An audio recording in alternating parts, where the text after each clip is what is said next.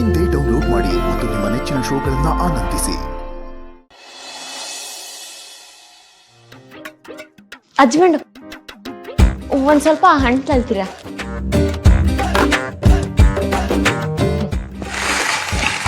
Thanks husband. ಏನ್ madam ಮತ್ತೆ ಇಬ್ರು ಜಗಳಾಡ್ಕೊಂಡಿದ್ದೀರಾ? ಇಲ್ಲಪ್ಪ. ಮತ್ತೆ ನೀವು ಥ್ಯಾಂಕ್ಸ್ ಹೇಳೋದು ಅವ್ರೇನು ಮಾತಾಡ್ತಿಲ್ಲ. ಅದಾ ನಮ್ಮ ಹಜ್ಬೆಂಡು ಒಂದ್ ಸ್ವಲ್ಪ ಹಂಗೇನೆ ಆಗ ಕೊಬ್ಬೇಡ್ತಾ ಇರತ್ತೆ.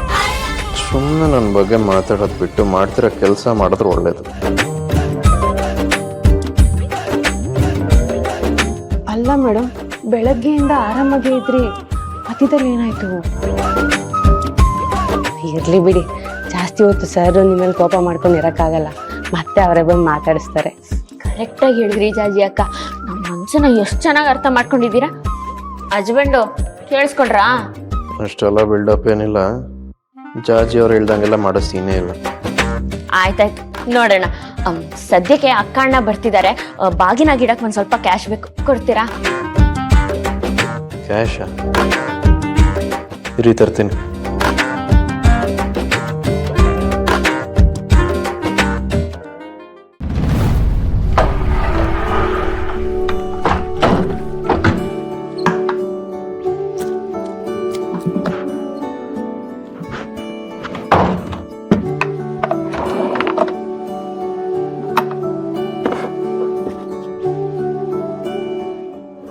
ಇಷ್ಟನ್ನ ಕ್ಯಾಶ್ ಇರೋದು ಮನೇಲಿ?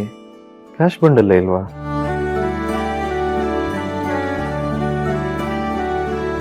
ಅದೇ ಹಜ್ಬೆಂಡು, ಈ ಮನೆ ಸಾಲ ತೀರ್ಸ್ಬೇಕಿತ್ತಲ್ವಾ, ಅದ್ರದ್ದು ಒಂದ್ ಕಂತು 2,000 ಇದೆ. ಇದು ದೀಪ ಅವ್ರು ನನಗೆ ಕೊಡಕ್ ಬಂದಿದ್ದ ದುಡ್ಡಲ್ವಾ? ಏನ್ ಮಾಡಕ್ಕಾಗತ್ತೆ, ಇದನ್ನೇ ಬಾಗಿನ ಕೇಳೋಣ.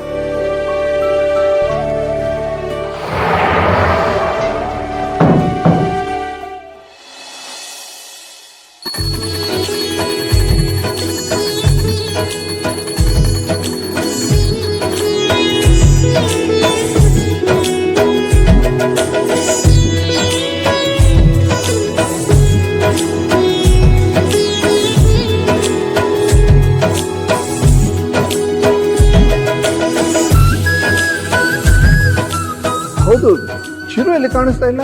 ಸರ್, ಅವ್ರಿಗಿಬ್ರು ಜಗಳಾಡ್ಕೊಂಡಂಗಿದೆ ಸರ್. ಜಗಳನಾ? ಇಲ್ಲ ಮಾವ, ನಾವಿಬ್ರು ಆಗಾಗ ಕೋಳಿ ಜಗಳ ಆಡ್ತಿರ್ತೀವಿ ಅಷ್ಟೇ. ಅಷ್ಟೇನಾ? ಹಾಗಾದ್ರೆ ಸರಿ. ನಾನು ಸುಕ್ಕು ಚಿರು ದೀಪ ತರಾನೇ ಆಗಾಗ ಕೋಳಿ ಜಗಳ ಆಡ್ತಿರ್ತೀವಲ್ಲ, ಅಲ್ವೇನೆ ಸುಕ್ಕು? ರೀ, ಪೂಜೆ ಮಾಡೋ ಟೈಮಲ್ಲಿ ಜಗಳದ ಮತ್ತೆ ಬೇಕೇನ್ರಿ? ಕರೆಕ್ಟ್ ಅಲ್ವಾ ದಿನಕರ್? ದಿನಕರನ? ಭಾಸ್ಕರ್ ಅವರೇ, ಯಾಕೋ ನಿನ್ನೆಯಿಂದ ನನ್ನ ದಿನಕರ ಅಂತ ಕರೀತಾ ಇದ್ದೀರಾ? ಯಾಕೆ ಅಂತ ಅರ್ಥ ಆಗ್ತಿಲ್ಲ. ಮದುವೆಗೆ ಬಂದು ಪುರೋಹಿತರು ಕೂಡ ನನ್ನ ದಿನಕರ ಅಂತಾನೆ ಕರೀತಾ ಇದ್ರು. ಏನೋ ಹೆಚ್ಚು ಕಮ್ಮಿ ಆಗಿದೆ. ಆ ಹೆಸರಿಗೆ ಒಂದು ಪವರ್ ಇದೆ, ಆ ಪವರ್ಗೆ ಒಂದು ಕದರ್ ಇದೆ. ತಿಳಿತಾ ಮಿಸ್ಟರ್ ದಿನಕರ್, ಅಲ್ಲ ಪ್ರಭಾಕರ್? ಅಲ್ಲಿ ಆ ಪುರೋಹಿತ ಹೇಳ್ದ, ಇಲ್ಲಿ ಈ ಪುರೋಹಿತ ಹೇಳ್ದ. ಅಲ್ಲೂ ನಾನೇ, ಇಲ್ಲೂ ನಾನೇ, ಎಲ್ಲೆಲ್ಲೂ ನಾನೇ. ಭಾಸ್ಕರ, ಪ್ರಭಾಕರ, ದಿನಕರ.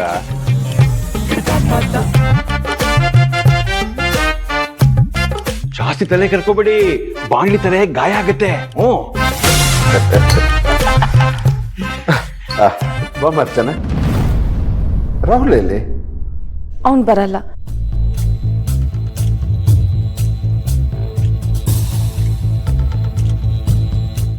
ಬರಲ್ಲ ಅಂದ್ರೆ ಏನಮ್ಮ ಅರ್ಥ? ಅವನು ಈ ಮನೆ ಒಳಗಡೆ ಬರಲ್ವಂತೆ. ಯಾಕೆ? ಗೊತ್ತಿಲ್ಲ. ಹಳೆಯಂದ್ರಿಗೆ ಇದು ಮೊದಲನೇ ಹಬ್ಬ ಅಂತ ಇಬ್ರು ಒಟ್ಟಿಗೆ ಬನ್ನಿ ಅಂತ ಕರೆದ್ರೆ ಹೀಗೆ ಮಾಡ್ಬಿಟ್ರಲ್ಲ. ನಮ್ ಸೌಂದರ್ಯ ಪ್ರೀತಿಯಿಂದ ಇಬ್ರು ಕರೆದ್ಲು, ಹೂ ಅಂತಾನು ಅಂದ. ಅದಕ್ಕೇನೆ ಕರೆದಿದ್ರು, ಯಾಕೆ ಬರಲಿಲ್ಲ ಅವರು? ಮೋಸ್ಟ್ಲಿ ನಿಮ್ಮ ಮದುವೆ ಕರೆದ್ರು ಅಂತಾನೆ ಬಂದಿಲ್ಲ ಅನ್ಸುತ್ತೆ.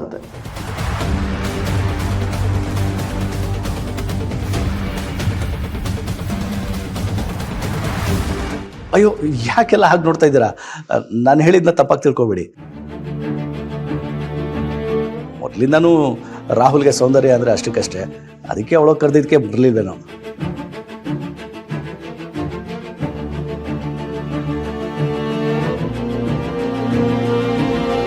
ಅದಕ್ಕೆ ಹಳೆದನ್ನೆಲ್ಲ ಮರೆತು ಅಷ್ಟು ಪ್ರೀತಿಯಿಂದ ಮಾತಾಡಿಸಿ ಊಟ ಬಡಿಸಿ ಗೆಸ್ಟ್ ಹೌಸಿಗೆ ಹೋಗಿ ಕರೆದ್ರೂ ಬರಲಿಲ್ವಲ್ಲ.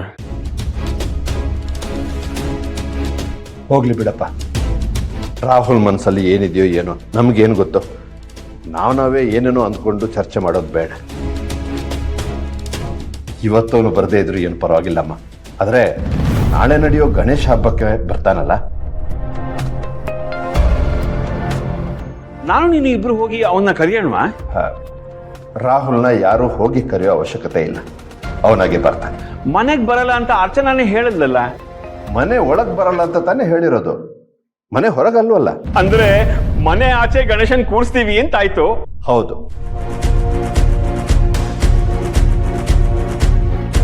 ಒಟ್ಟಿನಲ್ಲಿ ನನ್ನ ಮಗಳು ಅಳಿಯನ್ ಜೊತೆ ಎಲ್ಲರೂ ಒಟ್ಟಿಗೆ ಸೇರಿ ಗಣೇಶ ಹಬ್ಬನ ಆಚರಿಸ್ಬೇಕು. ಎಂತ ಸೂಪರ್ ಐಡಿಯಾ ಅಣ್ಣ ನಿಂದು ಅಲ್ಲ ಸುಖೋ?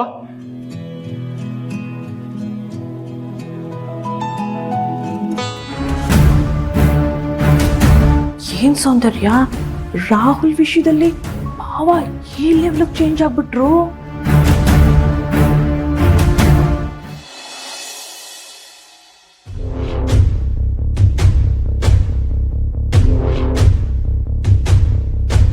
ಏನ್ ಡ್ಯಾಡಿದು? ನಿನ್ ಮುಕ್ತಿ ಸಿಗೋದಕ್ಕೆ ಈ ಡೈವರ್ಸ್ ಪೇಪರ್. ಏನು ಯೋಚನೆ ಮಾಡ್ತಿದ್ಯಾ? ನೀನು ಕೂಡ ಇದಕ್ಕೆ ಸೈನ್ ಹಾಕಿ ನಿನ್ನ ಗಂಡ ಅನ್ಸ್ಕೊಂಡಿದ್ದೀನಲ್ಲ ದಂಡಪಿಂಡ, ಅವನ ಕೈಲೂ ಸೈನ್ ಹಾಕ್ಸು.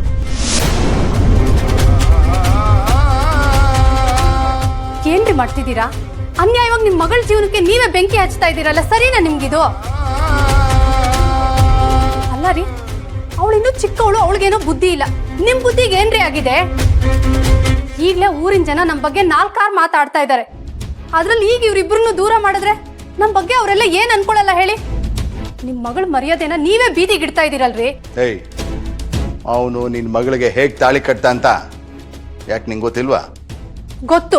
ಗೊತ್ತಿದ್ಮೇಲೂ ಡೈವರ್ಸ್ ಕೊಡಬಾರ್ದು ಅಂತ ಹೇಳ್ತಿದ್ಯಾ? ನೋಡಿ, ಅವನು ಕದ್ದು ಮದ್ವೆ ಆದ್ನೋ, ಮೋಸದಿಂದ ತಾಳಿ ಕಟ್ಟದ್ನೋ, ಏನೇ ಆದ್ರೂ ಅವ್ರ ಮನೇಲಿ ಅವಳನ್ನ ಸೊಸೆ ಅಂತ ಒಪ್ಕೊಂಡಿದ್ದಾರ್ತಾನೆ.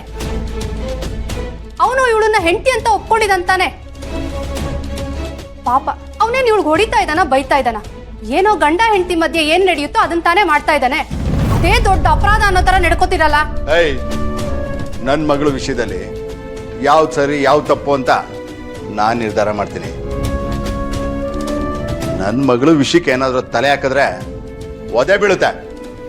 ಕೊಡ ಮಗಳೇ, ನೀನು ಸೈನ್ ಮಾಡಿ ಅವನ ಹತ್ರ ಸೈನ್ ಹಾಕ್ಸು. ಡ್ಯಾಡ್, ನನಗೆ ಸ್ವಲ್ಪ ಟೈಮ್ ಕೊಡಿ, ಏನು ಮಾಡಬೇಕು ಅಂತ ನಾನೇ ಹೇಳ್ತೀನಿ.